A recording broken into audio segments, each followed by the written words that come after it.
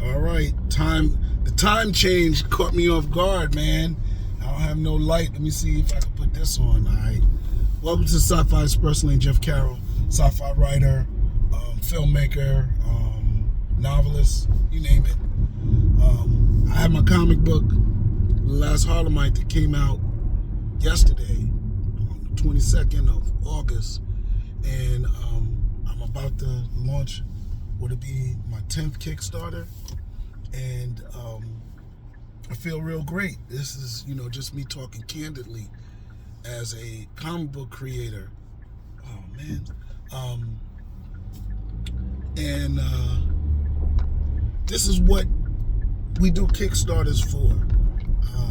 I know I've done videos about the importance of doing Kickstarter or the benefits of doing Kickstarter, because you don't have to do a Kickstarter, but crowdfunding structure platforms like Kickstarter are really cool because it organizes you in the form of a business plan. You have to make a proposal to people to let them know that you are serious about your project in order to get them to support your project.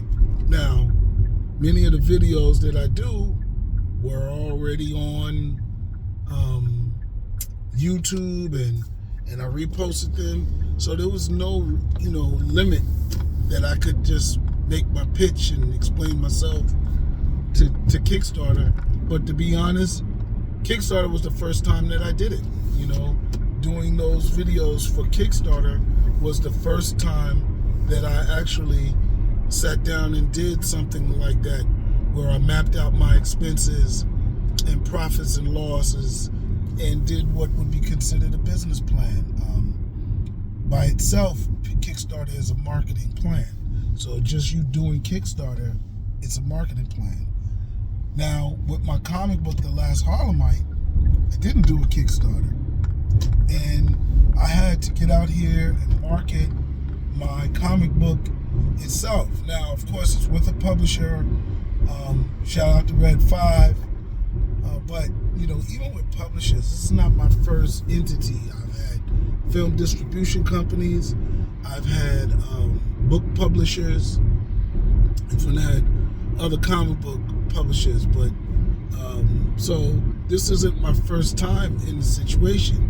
However, some people, would think, oh, you got a publisher, all right, start writing your next book. It's done. No. Just because you have a publisher, they're fans of the publishing company, and then there's fans of you as a writer. Both of those need to be firing, even your illustrator. But if you're paying your illustrator, then, it may not be a labor of love for them like it is for you. So you have to get out there and promote your own project. And every time, promoting is like trying to get a girlfriend. You know what I'm saying? And there's different strategies. There's the lay back and let all the girls come to you after you look clean and in your Sunday best, right? Or there's guys that go out and try to introduce themselves to get somebody. I'm a fan of the latter, right? When I go to conventions, I don't go aggressive selling, but I do active selling, right?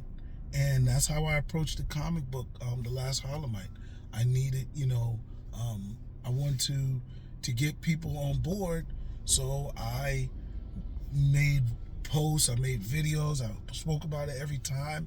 I did promotional cards, and all that is there. I'm waiting to see what it looks like. The sales are halfway done, right?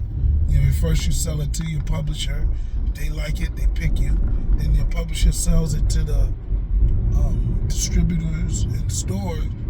And if the stores like it, they'll order it. And then the last sale is to the consumer. And I do that because I don't even have any conventions coming up, right? Necronomicon, I don't have a table. I don't know about UltraCon because I'm trying to get a panel. And the next one doing is what do you call it? PlasticCon and Halloween. And by that time, I may have another comic book that I need to promote. So it's a different world in the sense where, you know, you're selling to stores, you're selling to consumers that don't see you. You know, you may have to put it out there on the internet. You know, I've done some good internet advertisement. Kind of when that's all you have. I don't have national television opportunities. Don't know if I have national newspaper opportunities. I do, you know, hit it in Harlem, and I'm far from Harlem. I'm all the way down the East Coast from Harlem, so it was interesting to market it. I like the covers. The story is gripping. So when you do buy it, and when people do buy it, the first book sells you on book 2, and it doesn't sell you in a cliffhanger sort of way. It sells you on the characters, sells you on the experience, sells you on the joy of the ride. And I think when people buy the book, they will enjoy it, right? And that's the goal of Kickstarter. The Kickstarter is, you know, helping you fund your independent comic. And of course, Kickstarter goes out globally, anywhere there's the internet. But most of the time, it's, you know, a select few of people that you can reach. You know, even though that Kickstarter promotes comics on its own, most of the time people are the people who buy it. When you look at the tracking, they ran into you on social media, Instagram, Facebook, YouTube, X, you know, even TikTok. And that's what got them turned on to you. So it's a very empowering tool. But I also say, you know, it is what it is. You can't make people support something that they don't like, you know, or they're not feeling, no matter how many ways you explain it, you know. Yesterday I went to the store and just came from work before I ate dinner or whatever. And there was a person in the store talking about, you know, all the comics he was getting. He had about 10 comics, 12 comics. And he was talking about, you know, how he bought this comic and it resold for this. And, you know, as much as I'd love that person to buy my comic, he's not a reader. You know, I asked him, what is he reading? And he's telling me, I sold this for $2,000. And I get it. They're big sellers, you know. And, you know, but even the people whose comic books sell did not get in it 50 years ago for them to make a comic book that will sell for $2,500 50 years later. No, man, they're not even making the money off of that. You know, it's not like they're selling their comics now that they made for 75 cents or 25 cents, whatever it was, 50 years ago. They're not selling those comic books. It's the resale market. So when he told me that, I was like, yo, that's good. You know, I told him about my comic book. He said, oh, it's, you know, looks like Akira, you know, the promo card. He said, it looks like Akira, and I'm down, you know, that's interesting.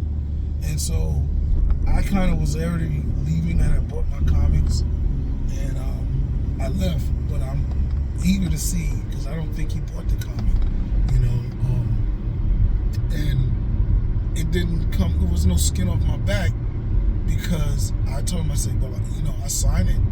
If you're into collecting, you know, it's a signed comic. But if they don't know, you know, these are Marvel DC dudes. And, you know, as much as, you know, we want to take on the big conglomerates, they've been around for 75 years, 60 years. You know, their fans and their titles have that history. You know, they've been in multiple movies. You know, they're collectors. You know, Superman's first appearance of Lex Luthor or Lobo. You know, those comics sell. First appearance of Black Panther. You know, all those original costume X-Men. You know, all those comics they sell. I looked at my comics; they're horrible.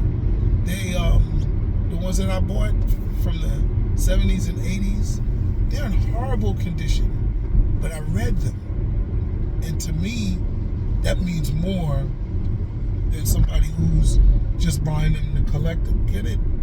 I'm down if you buy whatever, but if you buy it and you read it, you're more inclined to buy my next one, you know, and not just buy a string of my number ones, a string of my first appearances of certain characters. Wait until after the movie comes out for you to get turned on to it. No. If you buy it and you're reading it, you're going to enjoy it yourself. And you'll buy the odd number out because that number 11, right? After the series, first series wraps, you're going to buy it because you're into the story and you like it. So I like readers, you know, I like people who read comics. And I think, you know, I'm just happy for that. I think another thing that having a book come out in stores makes me think of, and I don't even know what I'm going to title this blog, right? But another thing that this milestone, momentous day, right? Trying to outdo AI. I gotta give it some flashy adjectives. But another thing that this day makes me think of is now I'm ready for reviews, man. People that don't know you buy your comic book, and they're either gonna be happy or disappointed. You know, rarely is there a middle ground, right? And they express that with their reviews. So I can't wait for the reviews. I mean, everybody. I don't think there's anybody that puts out a product that they don't think people will like. They may create one, they may think of a story, but the moment it gets on paper, the moment they finish the product, it's at a point where they feel that people will like it. So you can't tell me that, you know, people who get bad reviews are not upset. I'm preparing for that. Now, am I a realist? Very well. I do believe that people will like it, and some people may not like it, you know, and it's kind of figuring out why they don't like it. Like, that's why I don't like straight haters, because they never give you anything to go off. But I would like to hear, you know, why, I guess, for the people that don't like it, and even for the people that do like it, because I want to give them more of what they like and less of what they don't like, and that's my goal. So I want to hear from the haters. I want to hear from the people that really, really like it, and I don't want to hear from the just, hey, look, I bought it. You know, that's beautiful, but there's nothing to go on. It's not that bad. I mean, you know, believe me, getting me, you know, I just bought it, right? And nothing else after that is still better than a hater, you know, who says, I didn't like it, you know, and tells you nothing about it. And so I want to look at that, you know, and reviews. It's hard going in. You got to pay for reviews going in before your product is out. But after it comes out, I mean, even when you have a product that didn't go to mainstream, right? Your indie title, it's hard to get somebody to review an indie title, you know, but when it comes out in theaters, when it's released on streaming platforms, when they see it in bookstores or comic book stores, oh, now they'll review it for free. So it's interesting to even see how that community will respond. So I'm excited. There's more to the story in The Last Harlemite, but I haven't written it yet. I mean, I have an outline, but I haven't sat down and wrote the script because I wanted to see and hear and read some of the comments on this one so I can tweak it. I don't even know if I'm going to tweak it. I just want to see. There's something about, you know, hearing people's review that you're like, wow. So anyway, that's it. Go out, get The Last Harlemite. It's on comic book stores everywhere. If they didn't order it, there's a book too that's in the book now they can order book 1 and book 2 because they both are available. And then book 3 and 4, that'll be October and November. So get it right, yo. And let me know what you think. Jeff Carroll out, Sci-Fi Express.